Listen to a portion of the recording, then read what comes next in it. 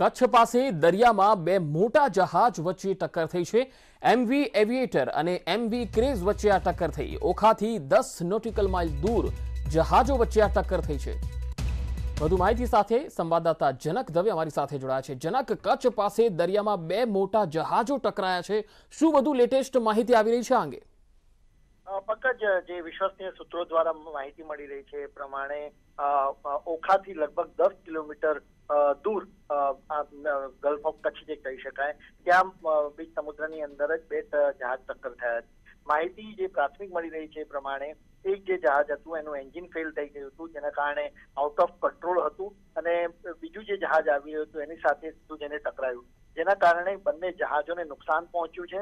જેવી માહિતી બંને જહાજોના ટકરાવાની કોસ્ટગાર્ડને મળી તો કોસ્ટગાર્ડના બે શિપને ત્યાં પેટ્રોલિંગ માટે તાત્કાલિક મોકલવામાં આવ્યા, કારણ કે આ પ્રકારના જ્યારે મોટા જે મર્ચન્ટ વેસલ છે એ ટકરાતા હોય છે ત્યારે ઓઇલ લીકની સંભાવના રહેતી છે અને ઓઇલ લીક થાય તો જીવસૃષ્ટિ ઉપરાંત બીજા જે જહાજો માટે પણ એક ખતરો રહેતો હોય છે, જેને અત્યારે કોસ્ટગાર્ડની સૌથી મોટી પ્રાથમિકતા આ બે જહાજોમાંથી ઓઇલ લીક ન થાય એ જોવાનું છે। સાથે કોસ્ટગાર્ડના બે શિપ ઉપરાંત એક અત્યારે બીજું પણ શિપ મોકલવામાં આવી રહ્યું છે। એની સાથે સાથે જે જહાજની અંદર જે ક્રૂ મેમ્બર સવાર છે એમના જીવ બચાવવા એ પણ કોસ્ટગાર્ડની સૌથી મોટી પ્રાથમિકતા છે। એટલા માટે અત્યાર સુધીમાં બે જહાજ પહોંચી ચૂક્યા છે અને રાહત અને બચાવ કાર્ય અત્યારે ચાલુ છે મધદરિયે, અને ત્યાંથી જે સમુદ્રની અંદર જહાજમાં જે બે જહાજોની અંદર જે ક્રૂ મેમ્બર એમને બચાવવાની અત્યારે તૈયારીઓ શરૂ કરી દેવામાં આવી છે અને વિશ્વસનીય સૂત્રો માહિતી આપી રહ્યા છે પ્રમાણે અત્યાર સુધી કોઈ પણ મોટા કોઈ નુકસાનના જાણકારી નથી, પરંતુ ઓઇલ લીક ના થાય એ સૌથી મોટી પ્રાથમિકતા જોવામાં આવી રહી છે અને કોસ્ટગાર્ડ એ ઉપર નજર રાખી રહ્યું છે। જી જનક, આભાર સમગ્ર માહિતી આપવા માટે।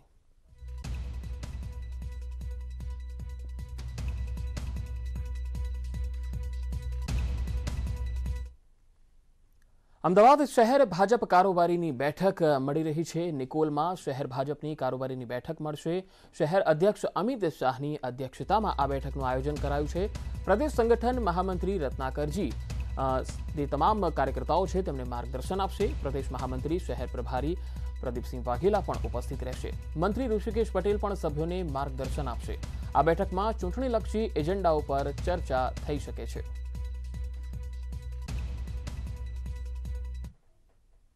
ભારતીય જનતા પાર્ટીની પરંપરા રહી છે રાષ્ટ્રીય ચિંતન અને રાષ્ટ્રીય કારોબારી દ્વારા જે ચિંતન થયું હોય તે મંડળ લેવલ સુધી અને સામાન્ય કાર્યકર્તાઓ સુધી પહોંચાડવા માટે પ્રમુખશ્રીએ કહ્યું તેમ પ્રદેશ કારોબારી, જિલ્લા કારોબારી, શહેરનું મોટું કાર્યક્ષેત્ર હોય તો એ શહેરની કારોબારી અને પછી એના મંડળોની કારોબારી સુધીમાં આ ચિંતન પહોંચતું હોય છે।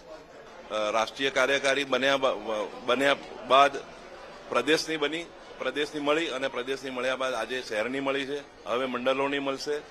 રાષ્ટ્રીય કાર્યકારીમાં જે ચર્ચા, રાજકીય પ્રસ્તાવો થયા, જે કામો થયા કેન્દ્રના, ગુજરાત સરકારના, અહીંયા જે અમદાવાદ મ્યુનિસિપલ કોર્પોરેશનના કામો થશે અને ભવિષ્યના પ્રોગ્રામો, આગામી ચૂંટણીની રણનીતિ, આના અંગેની બધી જ ચર્ચાઓ આ કારોબારીમાં થશે। અમદાવાદમાં બીજે મેડિકલ કોલેજના તબીબોનો વિરોધ। નીટ અને પીજીની પરીક્ષાની તારીખ વારંવાર પાછી ઠેલાતા રોષ જોવા મળ્યો। કાઉન્સેલિંગની પ્રક્રિયામાં વિલંબ સામે ડોક્ટર્સનો વિરોધ છે। સવારથી મેડિકલ કોલેજ પર તબીબો એકત્ર થયા। પીજી ડાયરેક્ટરને આવેદનપત્ર આપવામાં આવશે। નવી ભરતીમાં મોડું થતું હોવાથી આ તબીબો પર બોજો વધે છે। સમયસર પરીક્ષા થાય તેવી માંગણી સાથે તેઓ પ્રદર્શન કરી રહ્યા છે। 29મીએ રેસિડેન્ટ ડોક્ટર્સ ઓપીડી અને વોર્ડ કામકાજથી અળગા રહેશે।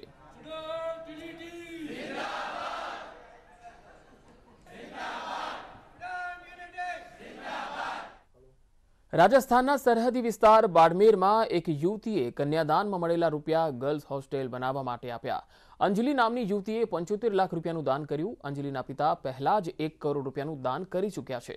શિક્ષણ મુદ્દે અંજલિના પિતાને પહેલા જ સમાજના લોકોના ટોણા સાંભળવા પડ્યા છે, ત્યારે અન્ય યુવતી તેનો ભોગ ન બને અને સારું શિક્ષણ મળી રહે તેવા પ્રયત્નો અંજલિએ કર્યા। डॉरी वगैरह दे रहे हैं मुझे, जो दे रहे थे वो लड़कियों के एजुकेशन के लिए काम आ जाए। पहले ही पापा ने और मैं हमारे मतलब दोनों फैमिलीज़ ने डिसाइड किया था, तो 1 करोड़ का पहले स्ट्रक्चर खड़ा किया, प्रोजेक्ट बनवा रहे थे, तो उसमें इतना सफिशिएंट नहीं हो रहा था, जो इसलिए तो जो मुझे मिला तो मैंने कहा ये वाला भी आप उसमें इंक्लूड कर दीजिए ताकि प्रोजेक्ट कंप्लीट हो पाए और लड़कियां पढ़ पाए। पहले भी दिया हुआ है और ये भी जो है 1 करोड़ ही था, जिसमें जो है हमने 25 लाख तो उनको वापस और 75 लाख रुपया कन्याओं के लिए दिया है। ये सोच मेरे घर आई हुई लक्ष्मी अंजलि जैसी जो है सलाह और हमें भी स्वीकार करना पड़ा। બનાસકાંઠાના અંબાજીમાં પગપાળા સંઘોનો અવિરત પ્રવાહ વહી રહ્યો છે। ભાદરવી પૂનમનો મેળો આ વર્ષે બંધ રહ્યો અને તે બાદ હવે નિયમોમાં છૂટ મળતા પગપાળા સંઘો અંબાજી પહોંચી રહ્યા છે। વડોદરા જિલ્લા સિસવા ગામના ભક્તો 7 દિવસની પગપાળા યાત્રા કરીને માતાજીના સ્થાનકે પહોંચ્યા છે। સિસવા ગામના 700 માઈ ભક્તો 300 કિલોમીટરની પગપાળા યાત્રા કરી હાલ અંબાજી પહોંચ્યા છે। આ સંઘ છેલ્લા 37 વર્ષથી માતાજીના સ્થાનકે પગપાળાએ જતો હોય છે। આ સંઘ પગપાળા સાથે 111 ફૂટની ધજા પણ સાથે લઈને આવ્યા હતા। બાદમાં અંબાજી મંદિરે શિખર પર ધ્વજા ચડાવી હતી।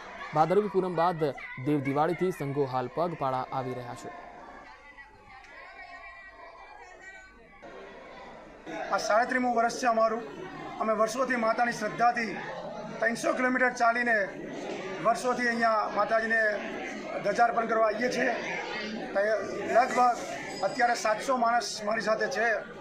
કોઈ પણને કોઈ જગ્યાએ માતાજીની કોઈ એ નહીં અને એની શ્રદ્ધાથી બધા ચાલે છે।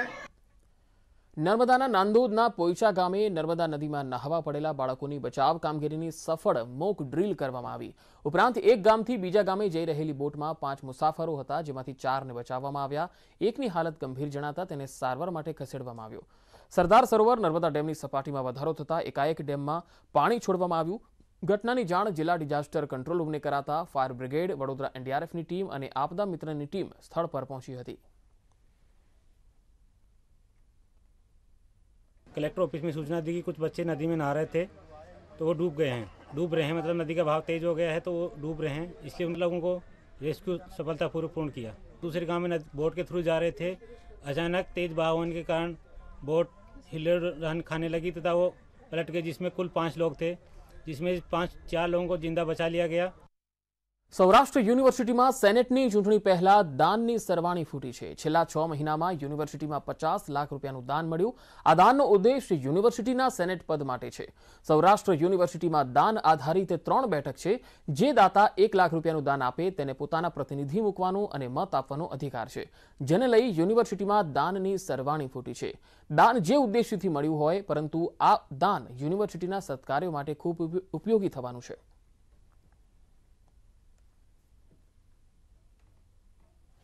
સૌરાષ્ટ્ર યુનિવર્સિટીની સેનેટના ઇલેક્શનો આવતા સમયમાં આવી રહ્યા છે। વિવિધ ફેકલ્ટીના અને વિવિધ પ્રકારના જે કાંઈ ઇલેક્શનો છે, યુનિવર્સિટીમાં દાતાની 3 સીટો હોય છે, એટલે સ્વાભાવિક રીતે આ દાનની સરવાણી આપે જેમ વાત કરી એમ અત્યારે વધી છે અને 50 લાખ રૂપિયા જેવું દાન સૌરાષ્ટ્ર યુનિવર્સિટીને આ છેલ્લા 6 મહિનાની અંદર અમને પ્રાપ્ત થયું છે। યાત્રાધામ સોમનાથની એક સંસ્થાના કારણે એક પરિવારને 20 વર્ષે પોતાનું સ્વજન પરત મળ્યું। 20 વર્ષના લાંબા સમયગાળા બાદ પરિવારનું સ્વજન સાથે મિલન થયું અને તે સમયે અત્યંત લાગણીશીલ દ્રશ્ય જોવા મળ્યા। मेरे पास कोई वर्ड नहीं है, मैं तो इन लोगों का शुक्रिया अदा करती हूँ कि उन्होंने मेरे पास पहुँच के मेरे पास पहुँचा।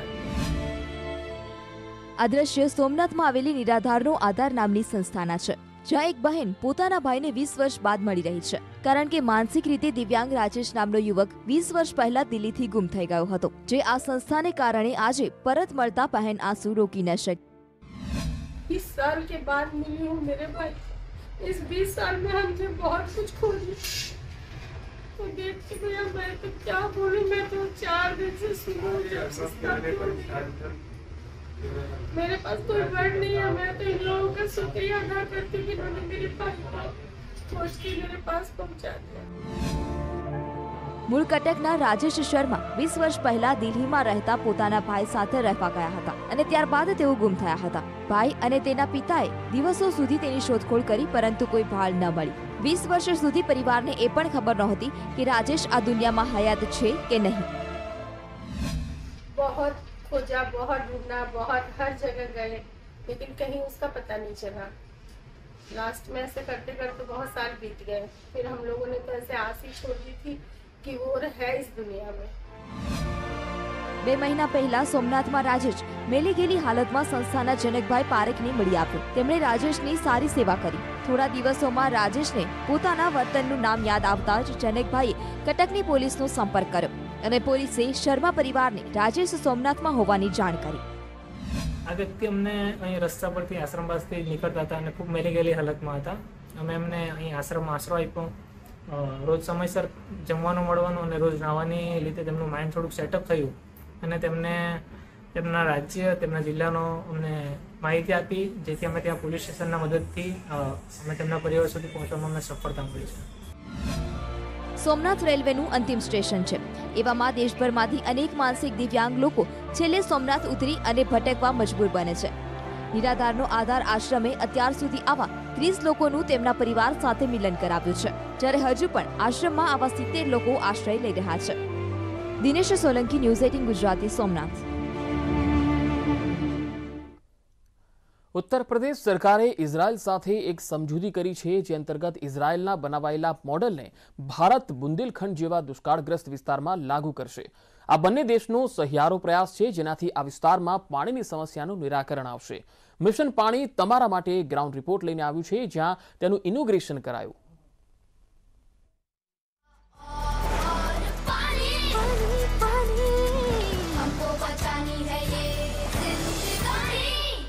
A few years ago, to be a place for a new cooperative and cooperation between the states of Israel and India. In Bundelkhand region, the water are scarce. Following a climate change, there is a very low precipitation. In the last year, water availability reduced by more than 50%. Today we start the first step of the project by visiting in Ganga Valley and meeting with the stakeholders from the local community, the farmers, and the local technical people in the administrative level in the region that deal with water and agriculture and irrigation in the area. We are understanding that the solution cannot be copy-paste from Israel, but some of the model can modified and can be tailor-made to the condition here in the Ganga Valley. We think there is a way forward using efficient drip irrigation system, efficient crop and rotation, allowing the farmer to have a larger income throughout the years, and using advanced water management solution. Israel चूँकि बहुत ही advance है इस संबंध में, water treatment के लिए, अपने पानी के लिए विश्व में जाना जाता है, तो यूपी गवर्नमेंट ने 20 अगस्त 2019 को हम लोगों ने इनके साथ एक MOU साइन किया है कि ये अपनी टेक्नोलॉजी लेके आएंगे और हमारे इस एरिया को बताएंगे कि हम क्या ऐसी टेक्निक यूज़ करें जो कि हमारे लिए पानी पूरे साल तक उपलब्ध हो. अगर हमारे पास पूरे साल तक पानी उपलब्ध होगा तो हम एक और चक्र का पानी खेती यूज़ कर पाएंगे.